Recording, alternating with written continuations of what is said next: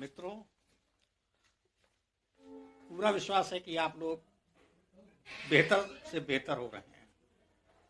मित्रों, आज मैं बात कर रहा हूं एक ऐसे सब्जेक्ट पर जो समाज में केवल और केवल गलतफहमी फैलाने का काम कर रहे हैं।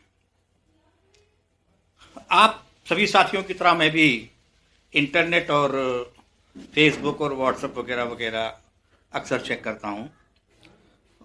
मैंने अभी कल इत्तेफाक से 2 पोस्ट एक साथ पढ़े। फेसबुक पे हमारे एक मित्र लिख रहे हैं कि दिव्यांगों की पेंशन 5,000 रुपये प्रति वर्ष होनी चाहिए, प्रति माह होनी चाहिए। हमारे एक साथी लिख रहे हैं कि दिव्यांगों को 5,000 रुपये मासिक पेंशन तो मिलनी चाहिए, उनका विवाह अनुदान 1.5 लाख रुपया होना चाहिए, उनको जो शौचालय आते हैं उसमें 75% भागीदारी चाहिए, और जो उनको लोन मिले लगभग 5 से 25 लाख रुपए तक, उसमें 75% सब्सिडी होनी चाहिए। मित्रों, कभी आपने सोचा है कि ऐसा क्यों नहीं होता? ऐसा केवल इसलिए नहीं होता क्योंकि हम और आप कुएं के मेढक हो गए हैं, जो सिर्फ और सिर्फ फेसबुक और व्हाट्सएप पे ये सब बातें कर सकते हैं। सक्रिय जीवन में हमारा कहीं कोई योगदान नहीं है।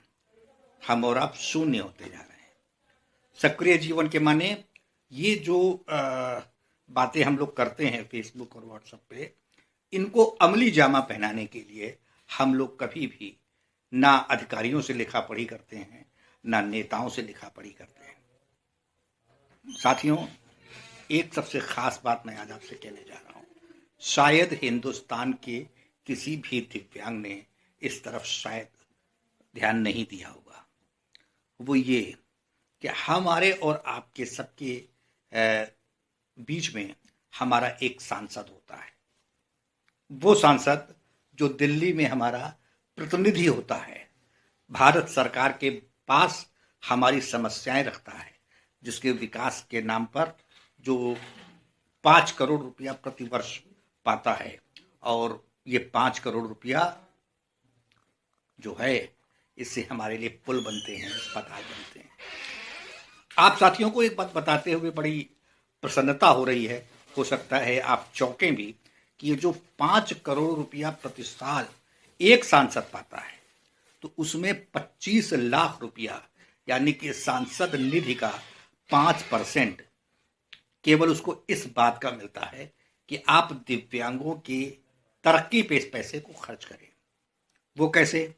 आप उनके लिए स्कूलों में रैंप बनवाएं, रैंपों पे चढ़ने के लिए व्हील चेयर बनवाएं, बाधा रहित यातायात का वातावरण चारों तरफ बने, विकलांगों की तरक्की हो, उनके लिए एक विशेष प्रयास करके स्कूल बनवाए जाएं।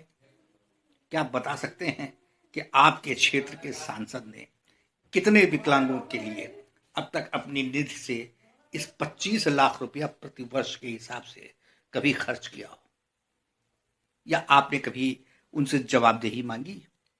नहीं। मैं ये चाहता हूं कि आप ये काम करें, क्योंकि अगर आप ये काम करते हैं तो आपका एक 25 लाख रुपया आपके ही अकेले एक सांसद से साढ़े क्या कहते हैं 75 लाख रुपया, 1 करोड़ 25 लाख रुपया आपका अकेले 5 साल में एक सांसद से बनता है। और आप ये जानते हैं कि हिंदुस्तान में कुल कितने सांसद हैं? बहुतों को नहीं पता होगा, मैं आपको बताता हूं। 547 सांसद वो हैं जिनको हम और आप हर 5 साल के बाद या कभी कभी मध्यावधि चुनाव के नाम पर वोट डाल के चुनते हैं। 238 वो सांसद हैं जिनको राज्य के विधायक और सांसद लोग और राज्यसभा और विधान परिषद के सदस्य मिलकर चुनते हैं। अब 12 सांसद तो ऐसे होते हैं राज्यसभा के कि जिन्होंने कभी कुछ किया नहीं, उनको राजनीति की ABCD नहीं पता, जैसे कि सचिन तेंदुलकर, लता मंगेशकर, ऐसे तमाम सांसद। कुल मिलाकर के 547 सांसद लोकसभा के और 50 सांसद राज्यसभा के। इन 797 सांसदों से अगर हम एक साल का 1,25,00,000 रुपए का हिसाब मांगेंगे तो लगभग 37 अरब रुपए के आसपास, शायद आंकड़े मेरे सही ना बैठे, इसको आप भी अपने मोबाइल पे कैलकुलेटर से कैलकुलेट कर लें। ये निधि वो है कि जिस पर सिर्फ और सिर्फ मेरा अधिकार, लेकिन हम लोग ये नहीं जानते। ठीक है, आप कहते हैं कि सांसद बहुत ऊंची चीज है, उसके दरबार में हम नहीं पहुंच पाएंगे। मैं आपको एक दूसरा उदाहरण दे रहा हूं। इन 797 सांसदों के साथ हिंदुस्तान में 4,120 विधायक हैं। ठीक, इनको भी उनकी राज्य सरकारें अलग अलग हिसाब से एक विधायक निधि देती हैं, और उसमें भी उनका एक राज्य स्तर के हिसाब से एक अलग अलग वो पैसा निर्धारित होता है, वो प्रतिशत निर्धारित होता है कि जिसमें हम विकलांगों को वो पैसा हमारे ऊपर खर्च होना चाहिए।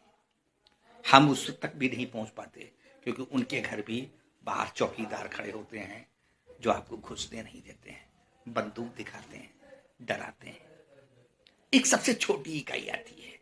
अभी 2 महीने बाद खासकर अपने उत्तर प्रदेश में अभी पंचायत के चुनाव होने जा रहे हैं।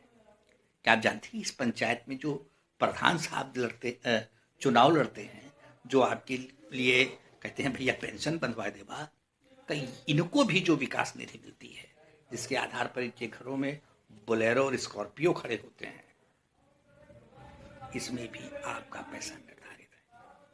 कभी इन बातों पे गौर करें और एक प्रयास करें कि अगर ये सारा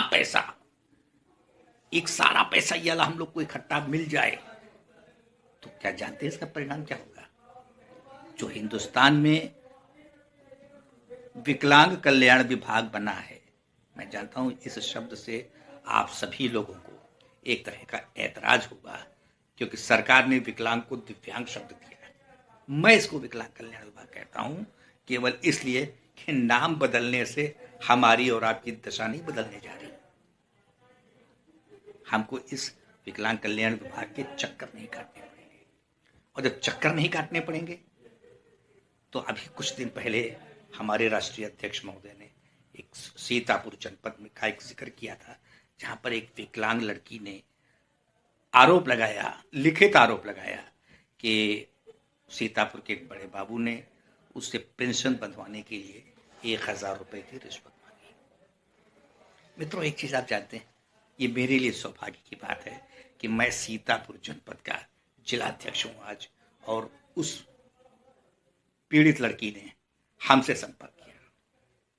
मैं स्वयं गया उसके साथ जिलाधिकारी महोदय के पास।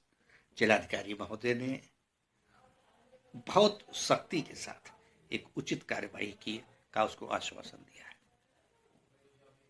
तो कहने का मतलब यह है मित्रों कि अगर हम और आप केवल अपने अधिकारों की बात ना करें, और अधिकारों की बात अगर करें भी तो उसके प्रति हम जागरूक तो रहें।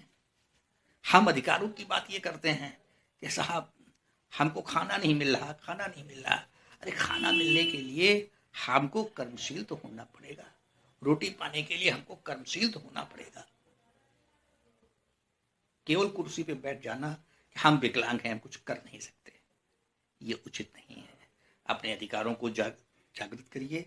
और अगर ये जो 797 सांसदों का जो मसला है, अगर हर क्षेत्र से कुछ एक विधायक केवल 11 रुपए के सूचना के अधिकार में अपने सांसद से इतना पूछ लें कि साहब ये जो 1,25,00,000 रुपया आप 5 साल में हमारे नाम का पाए हो, इसका आपने क्या उचित या अनुचित प्रयोग करा है, उसका हमको लिखित ब्यौरा दीजिए। तो ये समझ लीजिए साहब, मंदिर निर्माण के लिए भारतीय जनता पार्टी को लगभग 42 साल इंतजार करना पड़ा, 41 साल। लेकिन अगर आप अपने इस सूचना के अधिकार का प्रयोग करेंगे तो अगले 2 साल के अंदर मोदी सरकार को उसका हिसाब किताब देना पड़ेगा। मित्रों, आज के लिए मैं इतना ही। और कल के माने अगले हफ्ते फिर एक नई उचित जानकारी के साथ आपके बीच में आऊँगा। तब तक के लिए आप अपने छोटे भाई, अपने पुत्र, सीतापुर यूनिट के जिलाध्यक्ष विकलांग साथी ट्रस्ट के प्रवीण सिन्हा को इजाज़त दें।